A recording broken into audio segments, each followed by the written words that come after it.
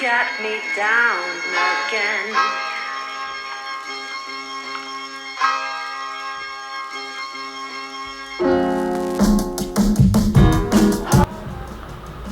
G'day guys, EP1 Sticks here.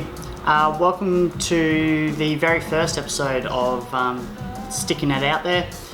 So this is essentially just going to be a bunch of episodes where I will be interviewing certain players and gel ball celebrities and retailers and things of that nature.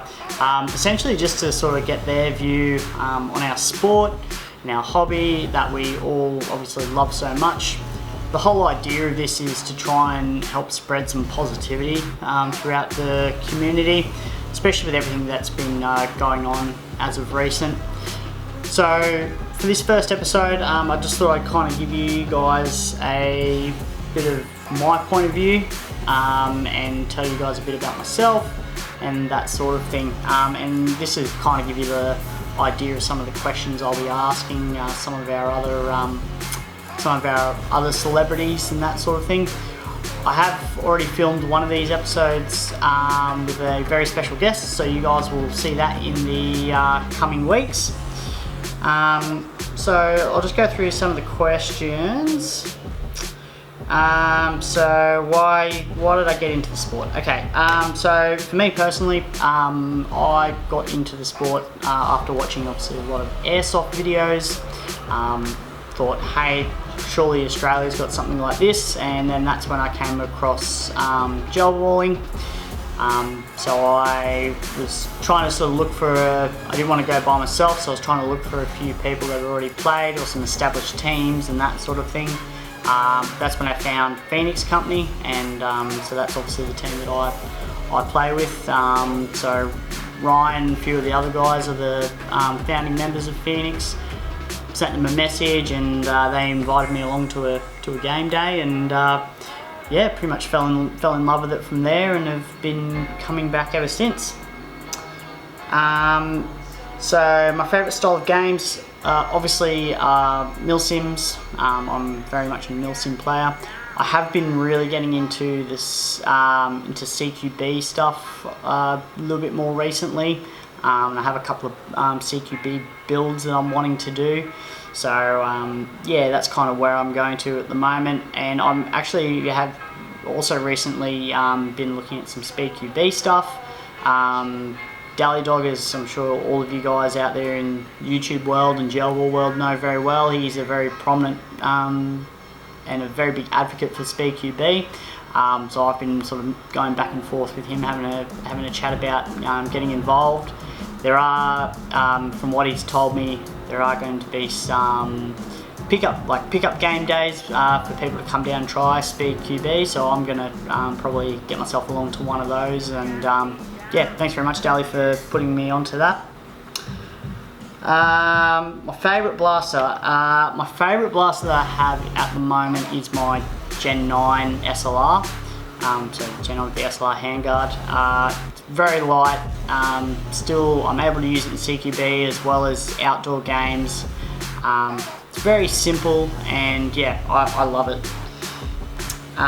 So again, my loadout and setup, again, that's similar to the style of game that I play, which is milsims. I do have a CQB rig, which is the Heist chest rig, which I did a review on. I'll leave that tag up in the corner there. Okay, so let's start to get into more of the controversial stuff. So my view on the sport. I think gel ball, just in general, my view on it is gel ball in general is such a good outlet for many different people from many different walks of life. Like I said, I've made some really good friends and teammates through that. I've made business connections and all the rest of it. So for me, the sports obviously helped me grow in that way. Again, it's also given me an outlet. Me being a diabetic, growing up I always wanted to join the Defence Force, but obviously couldn't. So this is a good little way, I guess, for me to laugh, I guess, and go around and do that sort of thing. And that's what I like to do. And that may not be your cup of tea, but you know, that's just me personally. But yeah, I think the sport of gel ball is, you know, it brings people together from all walks of life, and I just think that that's the best thing. Where do you see the sport in 5 years? I think the sport and the hobby in general is growing at a massive rate. So I think, you know, you just got to look at, so our cousin sport airsoft, for example. You know, in the UK used to say, no, never have it, and now it's probably one of the biggest, the UK is probably one of the biggest areas where you can go and play airsoft, second to America, obviously. New Zealand, same thing. They've now got airsoft over there, and even, you know, so I just don't think that it's going to be too long until we sort of start to see maybe that here. Obviously all the new stuff that's coming out at the moment as well, you know, HPA and all that sort of stuff, it's all pushing the sport, you know, to grow and expand even more. And also obviously a lot of the work that a lot of the, you know, not just the associations but players and the gel ball celebrities and stuff like that are doing with, and the retailers are, you know, building those relationships as well with the government, making our sports recognised. So I think it's really good. I think, you know, watch this space for sure. Right, what else have we got here? Content creation in the sports. Is it oversaturated or not enough? Kind of the reason why I got into it is there's obviously, you know, there's a lot of gameplay videos and stuff like that, so that's all well and good, but there's actual information. I just don't think you can never have too much.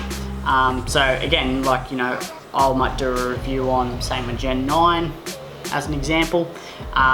People might go, oh yeah, it's a Gen 9, it's been out for ages, blah blah blah, it's 1001 reviews. Someone might take, you know, a little bit of information away from my video, and I'm more than happy with that. You know, or people might take what I say with a grain of salt, which is fine as well. Like I said, I don't think that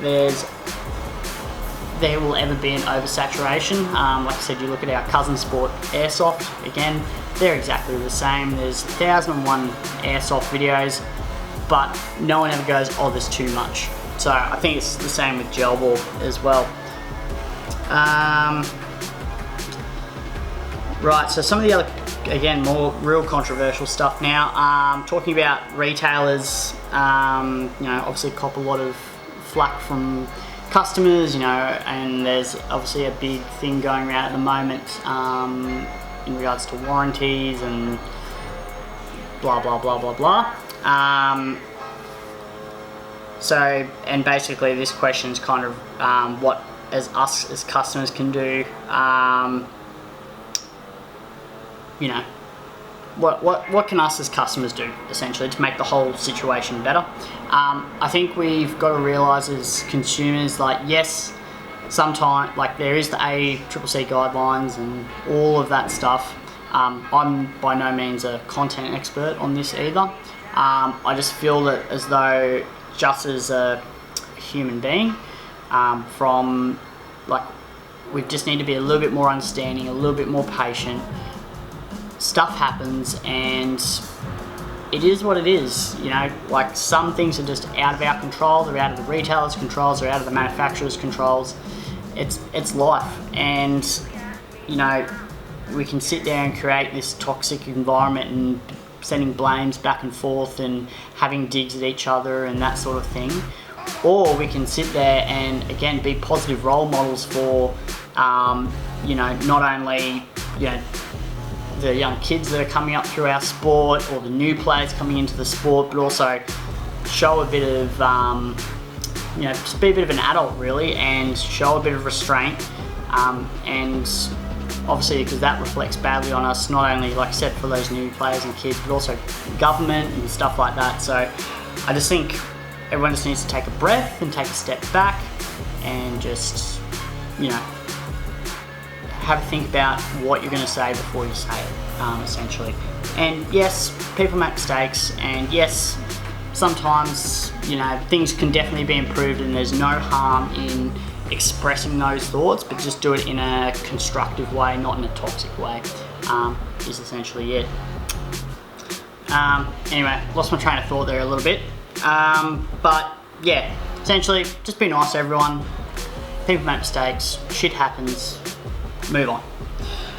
How can we positively impact the sport? Again, this goes for retailers, players, just educating obviously all the new players coming into the sport. You know, educate them about the Stop and Think campaign that's run by QPS.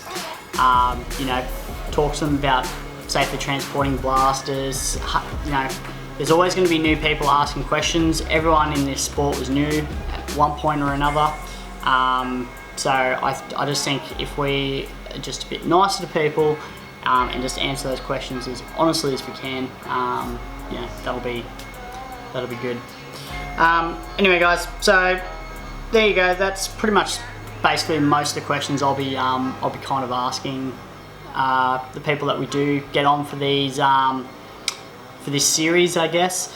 If you have any other suggestions or questions that you would like us to ask, feel free to leave them in the comments below, or send me a DM on Instagram at callsign.sticks. Yeah, thanks very much, and we'll see you guys next time. Cheers.